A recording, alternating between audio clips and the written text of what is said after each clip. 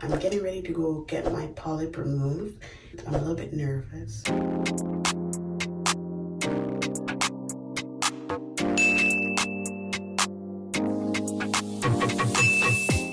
So before I get started on this video, I just wanted to go in and share a little bit of information with you guys on what exactly are uterine polyps, okay?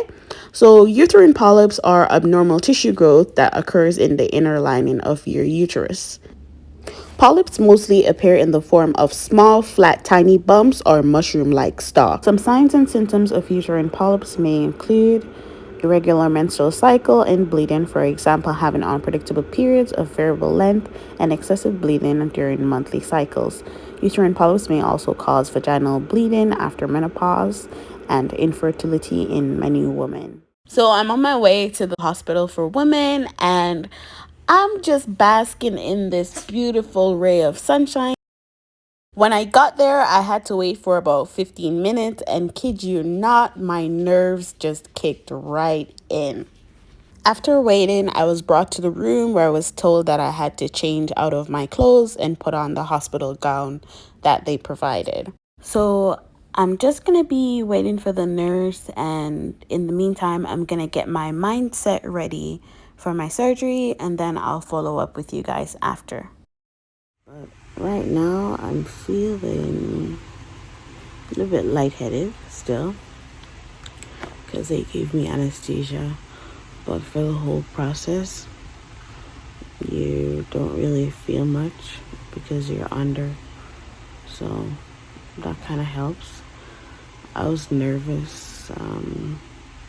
Don't mind what I'm wearing. I'm just laying down in bed. I'm comfy this way, really. The less pressure I have on me, the better.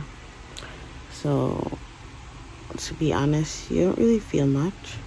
So, if you're nervous going in to get this removed, don't be, because it goes by so fast.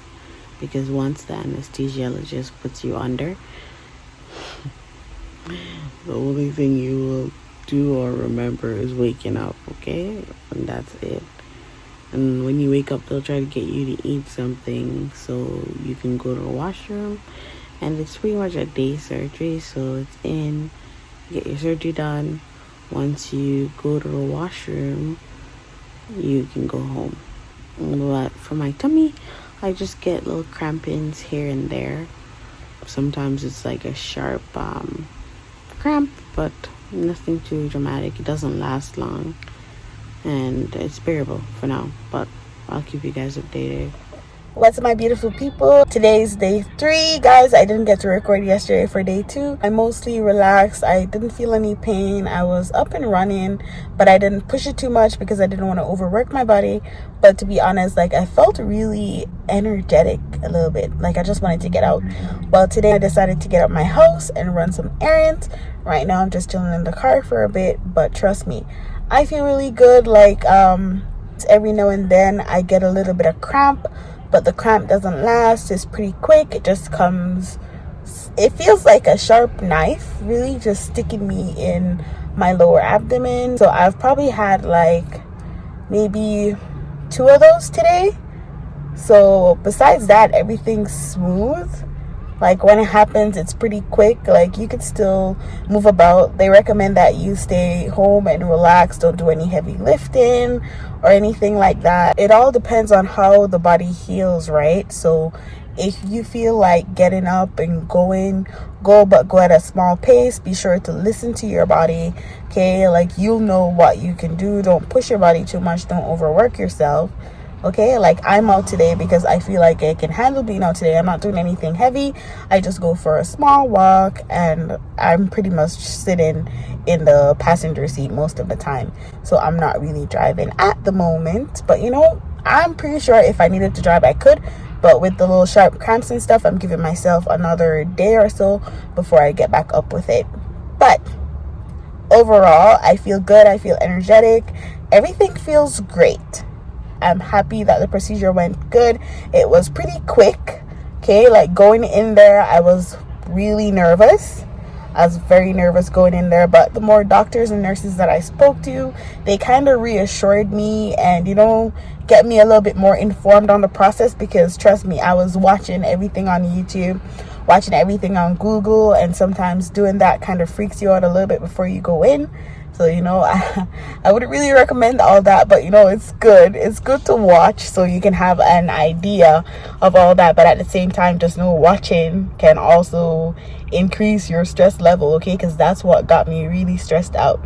And just before I got in, it's like the closer I got to it, the more calmer I got, because they're pretty good at reassuring me that everything was going to be okay and that it was going to be a quick process, that I was going to be under general anesthesia. And just like that, the process went really quick. It's mostly the setup that took all the time, but besides that, I think the surgery would probably be like 20 minutes. Okay, and for me, I got a DNC, the hysteroscopy.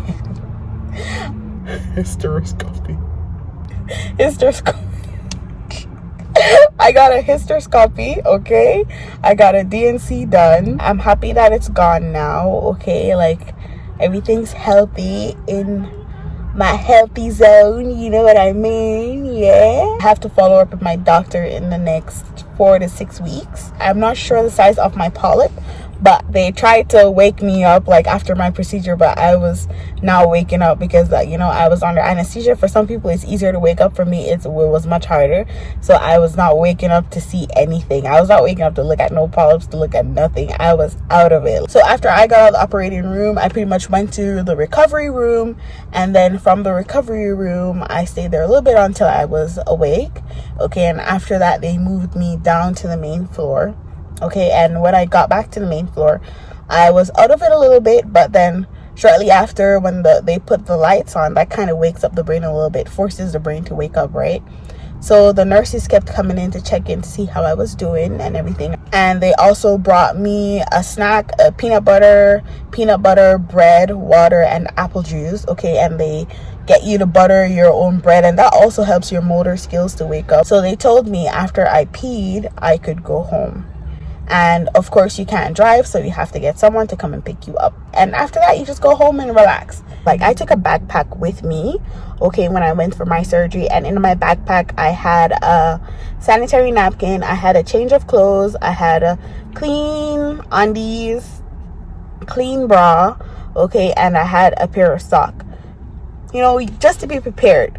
When I was there, however, they got me to take everything that belonged to me off, and I just had to put on the hospital gown. They gave me one of those little covers for my hair, okay, like the bonnet, what do you call those bonnets?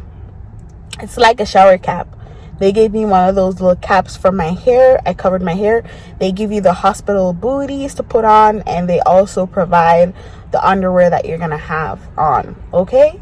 I just brought those to prepare myself, but however, after, I didn't need any of those because they also provided me with another set of undies and sanitary napkins and all that stuff.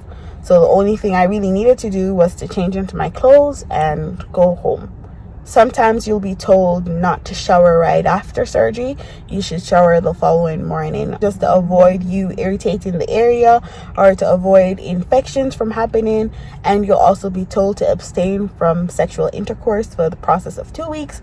But for your process, like for my process, they tell me to abstain for 2 weeks. But knowing me, I might give my body a little bit, like an extra week or so to recover. I used the undies that they provided because they were very stretchy. They were really they didn't put as much pressure on my stomach, and then I just changed into my extra clothes that I had for myself, okay? So you can pack your to-go bag, because when you get there you'll definitely need something to put your clothes that you remove, and you can't have no jewelries on. So no jewelries, no nail polish, no makeup. So every jewelry you have to remove. Like, I had to remove all my earrings, so I did those the morning before. I didn't wear any earrings, but when I got there I forgot to take this earring out, but they also offered me to tape it down. Guys, I also forgot that I had a nose ring in, okay? But they do offer to tape those down. So yeah, it was a very smooth sailing process for me. I'm happy I got it done. So now it's just moving forward. And for me, like, my polyp, through my hormones are off. My cycle is irregular. Like, it's just all over the place. So hopefully this can help me to get everything back on track. When I got home, I really didn't feel that much pain, to be honest. I was mostly woozy. My face was a little bit swollen. Overall, I don't think it was as bad as I thought it would have been. Okay, for some people it could be bad, but I guess everybody has a different experience. Just go in open-minded and know that what you're doing is for the best for you and for your body overall.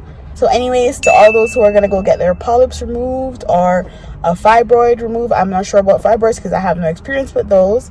Okay, but if you're going to do that, just have faith, pray before you go in, and just go and get it done. Stay headstrong. I know a little nerve is normal, but pretty much being nervous and all that is just our body preparing us for what's to come. So good luck to everyone that's about to go get any form of surgery done. Thank you for watching this video. If you enjoyed watching, be sure to like, comment, and subscribe.